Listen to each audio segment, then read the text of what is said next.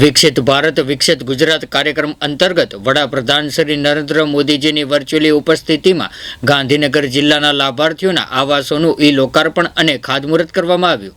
વિકસિત ભારત વિકસિત ગુજરાત કાર્યક્રમ અંતર્ગત ઘર વિહોણા લાભાર્થીઓને આવાસ અર્પણના કાર્યક્રમમાં ગુજરાતની તમામ 182 વિધાનસભામાં વડાપ્રધાન શ્રી નરેન્દ્ર મોદીજીની વર્ચ્યુઅલી ઉપસ્થિતિમાં આયોજિત આજના આ કાર્યક્રમમાં ₹2,993 કરોડના ખર્ચે કુલ 1,31,454 આવાસોનું લોકાર્પણ અને ખાતમુહૂર્ત કરવામાં આવ્યું હતું।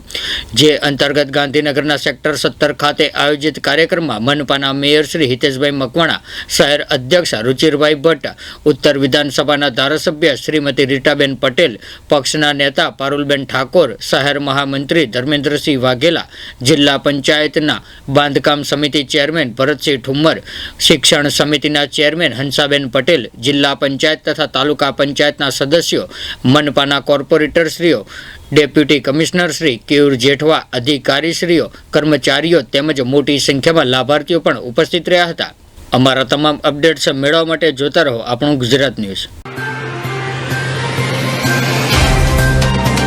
तो व्हाट्सएप, ट्विटर, फेसबुक, इंस्टा जहाँ भी आपका अकाउंट है, इसे शेयर बटन के द्वारा वहाँ पर शेयर करें।